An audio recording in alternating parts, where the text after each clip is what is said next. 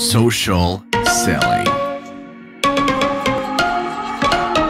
Nos ventes, mois après mois, doublaient par moment. Overnight, en une shot, là, on se réveillait. Comment ça que ce mois-ci, on a doublé le mois passé alors qu'on n'avait rien fait de plus? Là, c'est là qu'on a vu que le travail qu'on avait fait avait donné d'excellents résultats.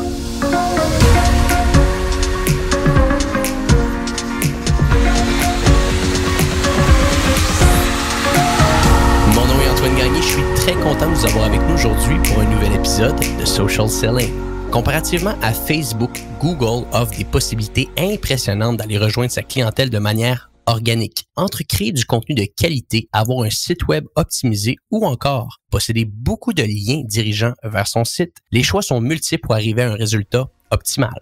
Mon invité aujourd'hui, Mathieu Lessard, propriétaire de la boutique en ligne Homéo Animal et également de la plateforme Buster Fetcher, va nous expliquer comment il s'y est pris pour obtenir plus de 125 000 visites par mois de manière organique sur son site. Matt, bienvenue sur Social Selling. Salut Antoine, ça va? Ça va très bien, ça va très bien. Donc, Matt, on se parle souvent, toi et moi, puis tu m'as conté quelques fois les différentes techniques que tu avais utilisées pour être capable d'avoir un trafic, une empreinte organique aussi impressionnante sur Google. Avant qu'on en parle et qu'on rentre dans le vif du sujet, peux-tu nous dire un petit peu comment tu as lancé Homéo Animal, comment tu as lancé Buster Fetcher, la genèse derrière tes deux entreprises, puis par la suite, on essaiera d'attaquer le volet SEO. Moi, j'ai commencé dans le commerce électronique en 2001 avec un de mes amis. On a bâti à l'époque une plateforme de commerce électronique un peu comme Shopify, mais en 2001. Ce qui fait que on avait des clients qui payaient un abonnement tous les mois, puis il y avait une boutique en ligne. Puis tu sais, 2001, ça fait longtemps là. Donc, nos clients, on a quand même eu plusieurs clients qui ont tellement bien réussi qu'il y en a qui étaient devenus millionnaires avec ce travail-là. Fait qu'en 2007, mes parents m'ont demandé « J'aimerais ça que tu me fasses une boutique, Mathieu. » Fait que c'est comme ça que dans la famille, on a eu notre première boutique autre que notre plateforme. Là. On avait des entreprises, mais une boutique en ligne, c'était la première fois. En 2013, là, nous, on a fait la version anglophone parce que mes parents, eux autres, il y avait homeoanimaux.com. En 2007, tu as construit Homéo Animaux, c'est ça? Oui, on a fait Homéo Animaux, la première version. Puis, C'était uniquement francophone. Donc, mes parents vendaient en France, en Belgique, oui, ici au Canada, mais surtout en Europe. Puis, en 2013, Suzy, mon épouse, qui est grandie en anglais, on a fait tout simplement la traduction, puis on a lancé la version homeoanimal.com, qui a les mêmes produits, mais qui est destiné au marché anglophone et international. Fait que c'est ça qui nous a amené par la suite à faire Buster Fetcher, parce qu'on s'était rendu compte que les colis qui étaient livrés en retard nous amenaient au briser d'une certaine façon notre réputation. Fait qu'on a bâti Buster Fetcher qui, pour ceux qui écoutent, on va chercher les remboursements que vous avez droit avec vos transporteurs, ce qui peut aller jusqu'à 20% des frais d'expédition. Mais pour Homéo Animal, là, ça fait depuis 2013 qu'on est dans ça. Fait que tu as baigné dans le commerce électronique pas mal toute ta vie. Oui, exactement. Puis je suis curieux, tu l'as pas mentionné au départ, mais la plateforme, là, le Shopify 2001 que tu as créé, c'est panier d'achat, c'est ça? Ben, maintenant, c'est rendu panierdachat.com. Vers 2011, à peu près, 2013, on a transféré ça à Chocolat Média Montréal, qui est une firme qui a tout rebâti de A à Z, parce que là, moi, j'étais dépassé, là, tu sais, il aurait fallu que je refasse la plateforme au complet. Donc, j'avais envie de changer d'air, fait que c'est eux autres qui ont continué, puis ils l'ont vraiment bien fait en passant, là. C'est une vente d'organisation? On a transféré le logiciel, tout simplement. C'est eux autres qui ont continué la suite avec ça. OK. Puis, c'est là que nous, on a décidé, on s'est dit, hey, je suis capable de faire des sites web. Moi, j'en ai fait mes clients, puis ils réussissent tout bien. Fait qu'on va faire notre boutique. Puis là, c'est là qu'on a lancé homeoanimal.com avec zéro vente pendant les 6 premiers mois. Même si on avait des AdWords. Fait qu'il a fallu trouver des solutions. OK. Puis là, allons-y avec tes solutions parce que j'imagine que le sujet du podcast aujourd'hui a été une des solutions qui aujourd'hui vous amène un certain volume de vente pour Homéo Animal. Donc, parle-nous de ça. Je l'ai dit en début de podcast, 125 000 visites organiques. Puis corrige-moi si je me trompe, là, bien entendu, dans le dernier mois à peu près que vous avez eu pour Homéo Animal, ce qui est impressionnant, ce qui est un volume assez intéressant. Comment qu'on est, assumant qu'on est un commerce en ligne ou juste une entreprise qui a un site web, comment que tranquillement, je dis bien une étape à la fois, on peut aspirer à générer un volume de trafic organique autant élevé? Ben, nous, ce qu'on a fait finalement, c'est qu'on s'est assuré d'écrire du contenu de qualité pour notre site. On savait que il y avait du paid ads, donc des publicités payantes, un peu comme Facebook ou Google Ads, toutes ces plateformes-là. Mais on savait aussi le potentiel du SEO, donc le Search Engine Optimization, qui est comme pour bien se classer dans les engins de recherche. Fait qu'on a déjà misé au début sur ça, là, pour réussir à avoir un trafic continuel avec ce qu'on allait construire. Ouais. Puis comment vous êtes pris pour commencer? Parce que là, tu le dis, vous écrivez du contenu de qualité. Ouais. Mais bon, beaucoup de gens vont être capables à un certain point de créer du contenu de qualité, mais c'est pas que ça. Il faut que les gens te retrouvent. Donc, peux-tu nous parler un petit peu de cette stratégie-là que je pense que vous utilisez même aujourd'hui encore pour aller, c'est ça, avoir un maximum de liens, un maximum de gens qui lisent votre contenu. Peux-tu nous parler un petit peu du modus operandi derrière ça? Bon, ce qu'il faut commencer à comprendre, c'est que pour bien se classer sur les engins de recherche, il y a une portion qui est sur ton site web, mais Google veut présenter la meilleure qualité à ses visiteurs. Quand tu fais une recherche, ils veulent être sûrs que tu donnes la meilleure, qu'ils donnent aux autres la meilleure réponse possible, le meilleur contenu. Donc, on va exclure tout de suite toutes les petites gamiques là, de mettre homéo animal du fond écrit en blanc sur un fond blanc. Là, on va parler de vraies choses de qualité qui vont perdurer dans le temps aussi. Fait que nous autres, ce qu'on savait, c'est que écrire du contenu, c'était bien, mais il fallait aller chercher des liens vers notre site aussi. Puis j'ai travaillé pour des agences, j'ai essayé des choses. On a même engagé un gars qui faisait du SEO. Ça nous a coûté 20 000 $ pour 0 résultat. Fait que là, on a toutes ces choses-là. On lit des articles de blog, on écoute des podcasts. Il y a plein de morceaux de casse-tête, mais à un moment donné, on décide qu'on veut s'acheter un chien. Puis quand t'as pas eu de chien, t'as plein de questions qui te viennent en tête. Hey, qu'est-ce que j'ai besoin au début quand que j'ai mon chien? Comment je l'accueille? Comment je l'adopte? Qu'est-ce qu'il faut que je vérifie? Quelle race de chien? Quel refuge ou quel éleveur je dois choisir? Comment ça fonctionne? Donc, Suzy, mon épouse, elle a eu comme idée d'interviewer les vrais professionnels dans l'adoption des animaux. Donc, on a contacté 12 000 refuges, en anglais c'est Rescue et Shelter, là, aux États-Unis, pour leur poser leurs questions. Un peu débile dans la tête, que je suis parfois, puis tu peux le confirmer. On s'est décidé de les interviewer tout simplement. Fait qu'on leur a écrit, on leur a dit, on veut adopter un animal, puis on veut faire une série d'articles par le fait même sur l'adoption d'un animal. Acceptez-vous d'être interviewé comme expert? Moi, au début, là, c'était pour répondre à mes questions à moi. Puis on s'est dit, on va faire des articles, c'était tout. Il n'y avait pas de vision de, hey, on va aller faire des backlinks, Non, c'était vraiment pour répondre à notre besoin, nous. Puis c'est comme ça qu'on a eu 200 personnes qui ont accepté. C'était tout croche, mon affaire, mais il y a quand même 200 refuges qui ont accepté d'être interviewés, puis qu'on a écrit le Ultimate Guide to Pet Adoption, donc le guide ultime pour adopter un animal avec. Puis c'est là que les yeux nous ont ouverts, puis qu'on a développé ce dont on va parler plus tard aussi. Intéressant. Donc, juste pour être certain, puis on va en venir là, par la suite de comment vous le faites aujourd'hui, puis comment que ça a perduré à travers le temps. Les 200 personnes, Matt, les 200 personnes qui ont écrit dans ton guide, juste pour que les gens qui nous écoutent soient capables de bien situer, est-ce que par la suite, ces gens-là, de leur côté, ont également, avec leur site web, envoyé un lien vers cet article de blog-là? Est-ce qu'ils en ont fait la promotion? Ou dès qu'ils ont créé le contenu, toi, tu as utilisé ce contenu-là puis tu en as fait une bonne pièce de contenu pour Homéo Animal? Bon, au début, on pensait pas les relancer pour qu'ils fassent des liens vers notre site. Notre but était d'écrire le meilleur contenu possible. Donc, on les a interviewés. On avait choisi les questions qui nous intéressaient. On en a fait un guide. Puis, c'était d'avoir le meilleur contenu possible pour que les gens viennent sur notre site puis qu'ils visitent. Jamais on a pensé au backlink au début, là. C'est après ça, quand on a vu la qualité de toutes les réponses, que là, on s'est dit, hey, peut-être qu'ils accepteraient de faire un lien vers notre site, puis que là, on les a recontactés. Fait qu'en gros, vu que le contenu était de qualité, c'est là que tu t'es senti super à l'aise de leur parler de ça, puis de leur dire, hey, ça serait peut-être intéressant que tu fasses un petit lien vers notre site. OK, intéressant. Donc, là, cette stratégie-là, vous l'avez faite, puis là, j'aimerais ça par la suite qu'on parle des autres stratégies, des autres guides que vous avez été capable de faire à travers le temps. Mais pour les gens qui nous écoutent, après avoir fait cette stratégie-là, peux-tu nous donner un overview de ce que ça l'a donné à travers le temps, si cet article-là est encore de très bonne qualité sur votre site, s'il est encore très bien ranké? Est-ce que finalement, ces efforts-là, par hasard, on pourrait dire ça comme ça, parce que vous alliez adopter un animal, ont porté leurs fruits? Puis si oui, par la suite, on essaiera de décortiquer un petit peu comment vous y êtes pris. Bon, ce qu'il faut savoir, c'est que quand on a fait le guide, là, je viens d'expliquer qu'on avait fait les articles pour nous, puis pour notre site. Dans une ancienne carrière, on était photographe, Suzy et moi. Donc, pour ceux qui nous écoutent, là, j'ai fait plein de jobs, là, puis bon. Puis on était photographe de mariage à un moment donné, puis les seuls articles qu'on acceptait de partager, c'est ceux qui nous présentaient comme des experts. Par exemple, ça vaut la peine d'engager un professionnel de la photo de mariage au lieu de demander à mon oncle Roger de le faire. Oh, ça, c'est sûr que j'allais le présenter parce que ça me faisait paraître comme expert puis ça donnait de la valeur à mon travail.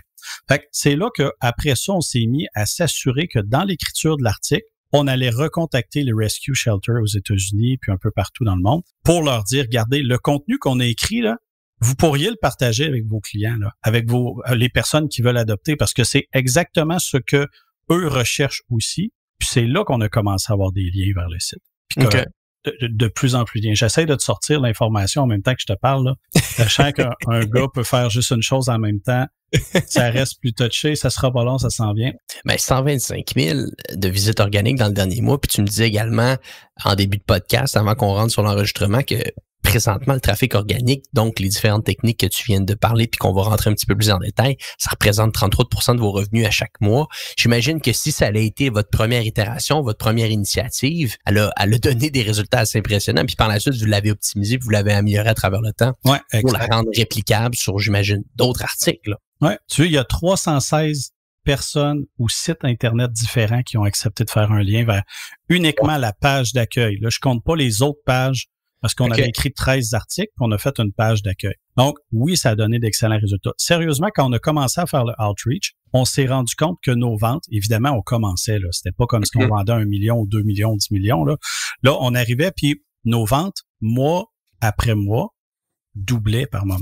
Tu sais, overnight, en une shot, là, on se réveillait, comment ça que ce mois-ci, on a doublé le mois passé alors que on n'avait rien fait de plus? Là, c'est là qu'on a vu que le travail qu'on avait fait avait donné d'excellents résultats. Ça, c'est impressionnant parce que autant que je peux être un grand défenseur de la publicité Facebook, d'autres vont être des défenseurs de la publicité Google. Honnêtement, il n'y a pas un meilleur trafic au monde que le trafic organique. Il n'y a rien qui va jamais battre ça. Si, bien entendu, tu es capable d'avoir une empreinte qui perdure à travers le temps. Exact. Et tu le disais en début de podcast, tu sais, le black hat ou les petites techniques là, très court terme, c'est pas ça qui va faire en sorte que tu vas doubler ton chiffre d'affaires, m'amener d'un mois à l'autre. Il faut que tu aies quelque chose qui perdure à travers le temps. Ouais, exact. Intéressant, Matt.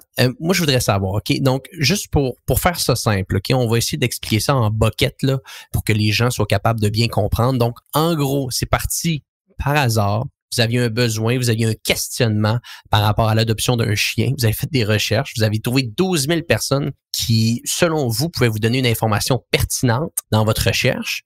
Vous les contactez, ils font par la suite un contenu. Le contenu est bon, vous leur demandez de faire un lien sur votre site. Là, à partir de là, moi, ce que je veux savoir, Matt, est-ce que toi, en ayant vu ce succès-là, ces différents liens-là qui étaient redirigés vers ton site, ton trafic organique monté, tu t'es dit, on va essayer d'en faire un package, on va essayer d'en faire une formule qu'on pourrait faire sur peut-être d'autres verticales, sur des sujets différents, puis par la suite, on va en faire un système continuellement? Au début, non, parce que c'était trop... C'est beaucoup de travail, tu sais, c'est pas t'allumes une lumière puis tout se génère. Donc, c'était beaucoup de travail pour nous. Fait qu'on a attendu d'avoir les ressources à l'interne, Alex, que tu connais, qui a justement été en mesure de nous aider à mettre en place le système. Le système qu'on a maintenant, on a des guides qui s'écrivent continuellement pour justement le site d'Omeo Animal, toujours sous la même structure. Hein. Puis parle-nous un petit peu de le temps que ça prend en moyenne tout ça. Donc disons, là, vous entourez les gens que vous pensez qu'ils pourraient écrire de quoi d'intéressant sur un sujet particulier. Le temps entre trouver ces gens-là, leur écrire, avoir une réponse, bâtir un contenu, combien de temps à peu près que ça peut prendre tout ça? Je vais reculer un peu dans ta question. Parce que je pense que c'est important de savoir comment on trouve les autres guides, par contre. Parce que là, on avait un premier besoin, mais j'en ai pas à l'infini des besoins pour mon animal. Un moment donné, on s'habitue, là, on sait comment ça fonctionne. Ce qu'on s'est dit, c'est que Google donne une crédibilité à un lien qui vient d'un site dans un domaine semblable au tien. Donc, nous, c'est les animaux. Fait qu'on s'est assis en équipe, puis on a essayé de trouver tous les secteurs d'activité qui touchaient aux animaux. Les photographes d'animaux, les dog walkers, ceux qui font les marchés, les chiens, les nutritionnistes, les refuges, les éleveurs. On a sorti une liste. Puis après ça, on s'est assuré de trouver les meilleures questions qui pourraient être utilisées dans ça. Puis là, on a fait la même recette. On leur écrit en disant, on aimerait ça vous interviewer comme expert. Pouvez-vous répondre à ces questions-là, s'il vous plaît? Puis là, on leur pose les questions. On leur demande aussi, est-ce que vous avez d'autres questions que les gens vous posent, puis qu'on n'a pas mis dans la question? Puis quelle réponse vous aimeriez faire? Qu'est-ce que vous aimeriez dire à ces personnes-là pour qu'ils fassent affaire avec vous, finalement? Donc là, on se ramasse avec un paquet de questions qu'on n'a jamais ciblé des mots-clés en particulier. On s'est juste assuré de donner le meilleur contenu, celui que ces professionnels-là voudraient partager par la suite. Puis là, on se ramasse vraiment avec des articles là, incroyables sur la nutrition des animaux, sur l'élevage. Puis c'est comme ça qu'on est capable de continuer notre processus par la suite parce que eux autres, ils sont intéressés, ils sont cités comme experts. C'est plus facile après ça d'écrire. Puis nous, on leur promet en échange de faire un lien vers leur site et de les citer comme experts à ce moment-là. Fait que c'est comme un win-win. On cherche vraiment le win-win parce qu'il y a des stratégies qui font, je vais dire, pas de sens là dans le SEO. De chercher tous les liens vers tes compétiteurs, puis que là, s'il y en a un, tu fais un lien vers mon compétiteur, tu peux-tu en faire un vers le mien? Il n'y a jamais personne ou rarement quelqu'un qui va le faire. Mais nous autres, avec ça, c'est du win-win de A à Z. Tu es un expert, on aimerait écrire un contenu que tu vas partager avec tes clients. On va te citer comme expert, on va faire un lien vers ton site. De A à Z, le monde, ils ont envie de le partager parce que si je reviens avec mon exemple de Matt et Suzy quand on était photographe de mariage, ça les fait bien paraître comme experts à ce moment-là. Oui. Puis ils partagent le contenu qu'ils ont envie que leurs clients sachent. Puis en plus d'être cités comme experts sur un autre blog, tu sais, c'est du gagnant-gagnant sur toute la ligne. Si vous faites de la publicité Facebook, vous vous êtes sûrement déjà posé la question suivante. Comment j'augmente mon budget publicitaire sans impacter mon coût d'acquisition? Chez J7 Media, on gère près de 1 million de dollars de publicité Facebook par mois et on a décidé de vous faire un guide complètement gratuit de plus de 20 pages vous montrant comment amener vos campagnes de 0 à 1000 $ par jour sur Facebook. Pour le télécharger, rendez-vous à l'URL suivant expert.j7media.com/social selling. Donc, je répète, expert au pluriel, EXPERTS.j, le chiffre 7, média au singulier.com/social selling, SOCIAL SELLING. Le lien est également dans les notes de l'épisode. De retour à la discussion en cours. OK, fait qu'en gros, on regarde qu'est-ce qui peut parler à notre industrie, qu'est-ce qui pourrait intéresser notre clientèle. Ouais.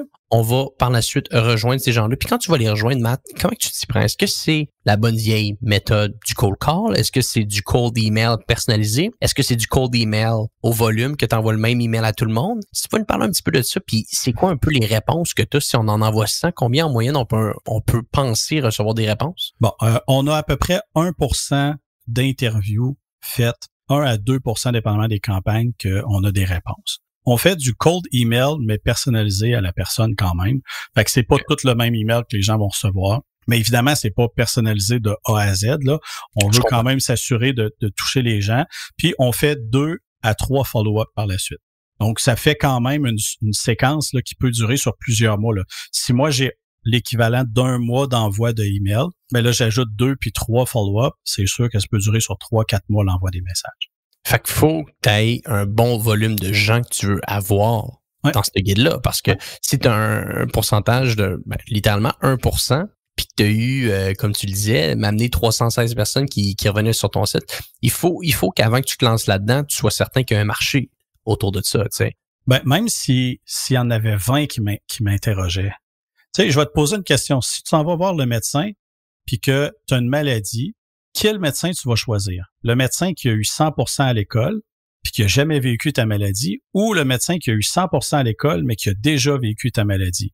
C'est sûr que tu vas choisir le deuxième. Fait que les articles qu'on va écrire, à la rigueur, même s'il y en avait 3 personnes qui acceptaient d'être interviewées, c'est tellement d'une meilleure qualité que de demander à un rédacteur ou une rédactrice aussi bon il est, mais il connaît pas le sentiment, il connaît pas exactement la réalité de ce secteur-là. C'est sûr que tu as une meilleure qualité, là. Fait que oui, on aimerait ça aller chercher le plus de backlinks possible, mais c'est pas juste ça. C'est quand on sort dans les engins de recherche, si l'article est tellement d'une bonne qualité que les gens le lisent, s'ils le partagent, ça se peut qu'il y ait aucun backlink qui en sorte, là.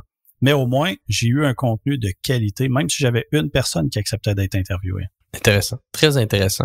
Donc là, on entoure la personne, on leur écrit 1 à 2% de réponses. Moi, je suis curieux, quand par la suite de la personne qui va faire littéralement les interviews avec toi, est-ce que c'est une interview comme on fait un peu en ce moment, en mode podcast, ou c'est juste par email, vous leur envoyez une série de questions puis les gens vont donner une série de réponses? Bon, ce qu'on a fait avec le temps, vu qu'on en fait plusieurs, on s'est monté une structure dans Google Form tout simplement. où on crée un formulaire français-anglais, puis on leur dit, bon, ben, regardez, on aimerait ça vous interviewer comme expert. Acceptez-vous? Si oui, voici le lien pour l'interview. Okay. Pour moi, dans Google Forms, ce qui est le fun, c'est que ça se classe tout par colonne dans un Google Sheet, l'équivalent d'un tableur comme Excel. Donc, quand je donne ça à la rédactrice, c'est sûr que c'est beaucoup plus facile à naviguer que si j'avais 300 emails à lui transférer, là. Donc, avec ce système-là, on arrive à être quand même efficace dans le système puis nécessiter peut-être moins d'employés que si c'était tout du 1 à 1, là. Parce que d'interviewer comme on fait là, ça finirait pas, là. Effectivement, OK. Puis, par la suite, bon, ce qui est intéressant, c'est eux qui créent le contenu, là. Exactement. Avec leurs réponses, là. Tu sais, je veux dire, t'as une rédactrice, t'as un rédacteur pour mettre un petit peu de structure dans toutes ces réponses-là. Mais fondamentalement, le cœur du contenu vient de ces courtes interviews-là qui vont avoir été répondues dans le Google Form. Puis, tu veux-tu savoir juste, excuse de te couper, mais il m'est venu quelque chose à l'idée. Ça donne, oui, c'est sûr que tu as tout le temps quelqu'un qui va chialer pour dire « Hey, j'aimerais mieux que tu m'interviewes pas ou je veux pas avoir ton email. » Mais dans la vaste majorité du monde, ça donne tellement des bons résultats. Il y a un couple, à un moment donné, qui nous ont écrit suite à cette interview-là pour nous dire « On aimerait ça vous mettre sur notre testament pour que quand on va mourir, vous vous occupiez de notre animal. » Ça, tu fais ça après avoir fait un outreach. Tu t'attends pas à ça, là. Pour être franc, là, tu t'attends pas du tout à ça, là. Mais en termes de résultats, il y en a qui sont vraiment contents de participer. Puis, j'écoutais ton podcast, je sais pas si c'est sur Hypercroissance ou sur Social Selling, mais avec la personne de Repurpose, qui expliquait quand on fait du podcast, les liens que ça crée. Ben, c'est exactement ça. Nous, on écrit à quelqu'un qui nous connaît pas, mais là, tout d'un coup, on tombe dans son radar. Il va venir sur notre site web, il va voir qu'est-ce qu'on fait. C'est un professionnel dans la clientèle la même que nous, on a. Je veux dire, oui, il y a la qualité des articles, mais il y a des relations qui se créent comme ça de professionnels qui continuent de nous envoyer des clients ou continuent de nous écrire ou de nous parler régulièrement à cause de ça, là. Fait que c'est comme un ensemble qui est le fun parce que c'est pas juste mathématique, tu deviens avec un système qui, tu sais, pour que tu veuilles donner ton chien dans ton testament, là, faut que ça touche des gens, là. Puis je suis curieux, tu l'as fait combien de fois, ce modus operandi-là, à ce jour? Combien de guides t'as trouvé? Combien? Parce que là, comme on le dit, on a parlé du nombre de personnes que tu as contactées, les réponses, mettre ça dans un bon article de blog, par la suite recontacter ces mêmes gens-là pour éventuellement espérer qu'ils nous fassent un lien vers l'article. Tu sais, il y a quand même une bonne charge de travail. Combien de fois vous l'avez fait? Là, on est rendu à 3, 4 certains. Là. Je sais qu'il y en a qui sont en train d'être faites pour Roméo Animal. Pour Buster, on est en train de le faire aussi pour... fait que c'est pas beaucoup. Là. C'est des gros articles. Ouais, c'est des énormes contenus là, que vous allez faire. Quand je parle de guide, c'est pas juste un article. Le Ultimate Guide to Pet Adoption, le guide pour adopter les animaux, il y a 13 articles dans ça. Fait qu'un guide, c'est un peu comme si on écrivait un livre, finalement. Littéralement. Il y a plusieurs chapitres qui est dedans. Donc, tu sais, puis c'est des longs articles avec du contenu, là. Fait que c'est pas juste un article. Fait que c'est sûr que oui, c'est plus long à faire. Très intéressant.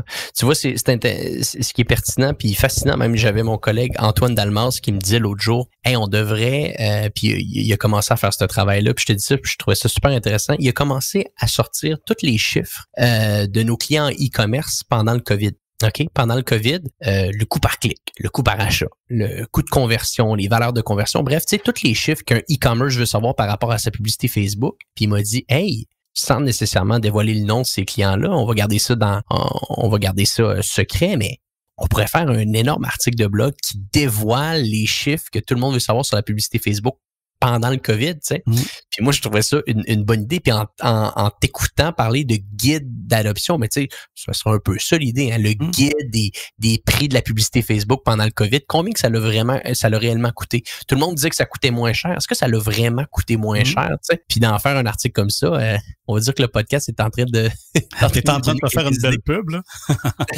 Effectivement. Tout le monde va vouloir le downloader, c'est sûr. Hein. Mais sérieusement, là, c'est le premier guide qu'on a fait a tellement donné de bons résultats qu'on a été obligé d'enlever le chat sur la section blog de notre site parce que les employés passaient leur temps à répondre à des questions, des commentaires. À un moment donné, on a eu une batch là, d'étudiants qui utilisaient le guide pour faire des travaux scolaires. Donc, tu sais, en termes de qualité d'articles et de guides, là, tu peux pas avoir meilleur, là. Non, effectivement. Si t'as autant de questions qui viennent comme ça, autant de trafic aussi, le volume est impressionnant. Moi, je te pose une question. Souvent, les gens disent que le SEO va prendre du temps avant que ça puisse commencer à avoir un impact sur ta business. Quand tu as commencé à avoir des liens, tu as commencé à avoir des gens qui redirigeaient vers ton site web, ça a pris combien de temps avant que tu commences à avoir un impact? Normalement, là, c'est pas en bas de 4 mois, nous, qu'on a vu. 4 mois. Puis sérieusement, quand on a fait le premier outreach, on a fait le travail, puis à un moment donné, je te dis, là, le mois suivant, mettons, si on dit 6 mois, là, je suis arrivé, puis tout d'un coup, les ventes ont augmenté du double. Puis après ça, une autre augmentation. Fait que tu vois rien se passer, puis tout d'un coup, c'est comme une plante là, que tu as semée, puis qui grandit, puis que tout d'un coup, tu as un arbre. C'est ça qui arrivait. C'est normalement en 4 à 6 mois avant qu'on voit des répercussions réelles. Là. Travail de longue haleine, mais après, ça va perdurer pendant... je continue d'avoir du trafic avec ce guide-là. Là. Éternellement. Non, il y a rien de plus fort que ça. Moi, j'avais c'était une interview, ça c'était sur Hypercroissance, c'était le propriétaire d'un forum, Gym Society. Et le gars s'appelle Seth Rosen. Il génère, je pense, 10 millions de visites par année en trafic organique. Toutes ses ventes viennent de là. Mais lui, il me disait que lui, il s'en va acheter des sites web qui ont des très hauts domaines d'autorité qui sont là depuis 10, 20, 30 ans. Puis il me faisait une super belle analogie, puis ça m'a resté dans la tête. Il dit, acheter un site web avec un haut domaine d'autorité, c'est comme quand tu es en immobilier, en real estate, puis que tu vois un super beau terrain, puis c'est pas la maison que tu t'en vas acheter, mais c'est le terrain. Le terrain a énormément de valeur. Puis c'est un petit peu ça, un domaine d'autorité. Tu t'en vas acheter le tout, puis par la suite, tu peux rénover le site. Tant aussi longtemps que tu as le domaine d'autorité qui reste là, c'est là que tu es en business avec ça. Ouais. Et tu veux savoir ton domaine d'autorité ou le mien? Je le sais, tu me l'as déjà dit, puis tu m'as... il va falloir que je travaille là-dessus, là, j'aurai pas le choix, parce que là, je suis pas encore à 125 000 visites organiques par mois. Mais Matt, par contre, pour les gens qui nous écoutent, puis qui pourraient peut-être avoir certains enjeux de domaine d'autorité, ce serait quoi tes conseils? Qu'est-ce que tu leur conseillerais? Où est-ce que tu leur dirais de commencer si premièrement on a du temps, on est patient, puis on voudrait améliorer notre volet organique avec notre site web? Puis peut-être à un certain point, en faire en sorte que ce soit notre source de trafic la plus prolifique? C'est vraiment simple comme système. Si tu regardes partout, ils vont te demander d'écrire du contenu de qualité. Moi, je commencerais par dire, mon entreprise, ma boutique est dans tel secteur. Comme nous, Homéo Animal, c'est les animaux. Puis de sortir tous les professionnels qui gravitent autour de ce domaine-là. Par exemple, toi, mettons, J7, ça pourrait être, oui, vous autres, vous faites de la publicité Facebook, mais tu peux avoir des graphistes. Tu peux avoir des copywriters, tu peux avoir de la publicité Google Ads, donc d'autres agences que tu pourrais aller interviewer de cette façon-là. Fait que s'ils commencent à se faire un genre de mind map de ces secteurs-là qui sont connexes aux leurs, puis qu'après ça, ils commencent tout simplement à prendre celui qui se sente le plus à l'aise, puis qui trouve, va-t'en dans les pages jaunes, tu vas trouver toutes les entreprises qui sont dans ce secteur-là. Tu leur écris, tu peux même les appeler, c'est plus long, mais je suis sûr que tu as un meilleur résultat. Puis tes interviews sur les questions que toi, tu as sorties qui font le plus de sens. Ça, c'est la première étape. Après ça, tu trouves un rédacteur ou une rédactrice qui, elle, va écrire là-dessus. Si tu as les talents, fais-le. Moi, j'ai pas ce talent-là. Fait que, on l'engage, puis c'est plus efficace. Puis après ça, c'est de réécrire pour avoir des liens. C'est simple, c'est juste beaucoup de travail. Beaucoup de travail, puis aussi de comprendre que les résultats vont pas arriver du jour au lendemain. Non, c'est ça. 4 à 6 mois. C'est ça. Puis 4 à 6 mois après que l'article a été publié ou après que tu as commencé à faire ce travail-là? Quand tu as commencé à avoir des liens.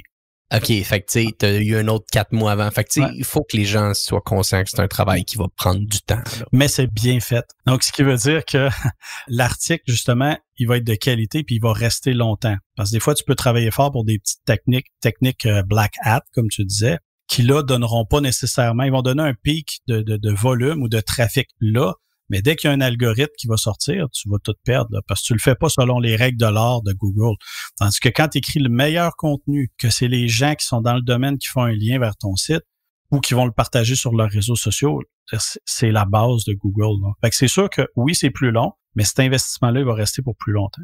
Intéressant, très intéressant. Matt, avant que je te laisse aller, comment qu'on peut en apprendre un petit peu plus sur tes business? Parce que si les gens vont sur le site web de J7 Media, ils vont voir, on a mis Buster Fetcher comme partenaire.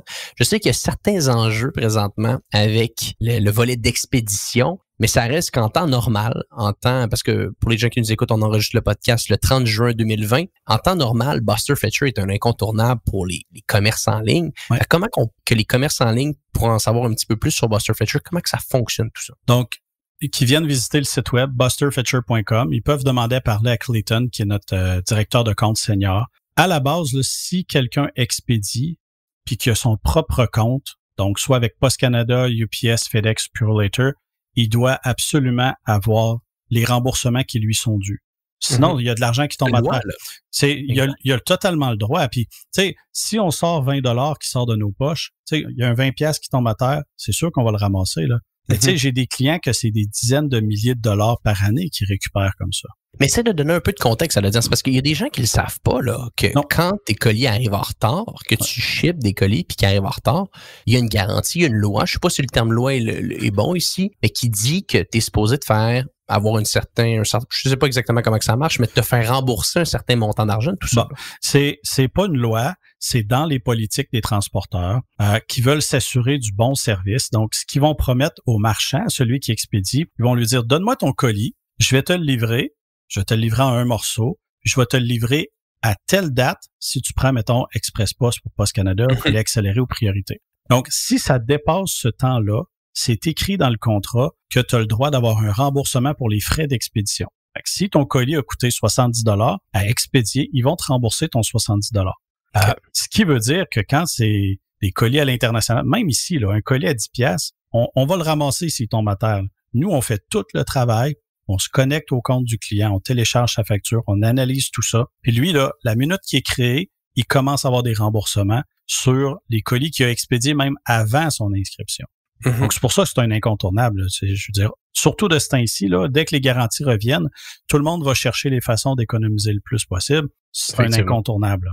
Effectivement. Bon, ben parfait. Donc, pour les gens qui expédient puis qui connaissent pas Buster Fetcher, allez sur leur site web. Vous avez des milliers maintenant de commerçants en ligne à travers le pays. Je pense qu'ils travaillent avec vous. Vous pouvez sauver beaucoup d'argent que peut-être que vous ne saviez même pas que cet argent-là existait. Hein. C'est quasiment ça. Il y a de l'argent qui est sur la table mais que vous savez pas qu'il existe. Matt, merci beaucoup de ton temps aujourd'hui. Je pense que tout le monde a du travail à faire pour atteindre 125 000 visites organiques par mois sur leur site web, mais il y a une première marche, il y a un premier step à tout. Moi, le premier, je pense que je vais commencer à mettre plus d'efforts là-dessus. Et pour les gens qui nous écoutent, on se dit à bientôt pour un prochain épisode de Social Selling. Social Selling. Social Selling.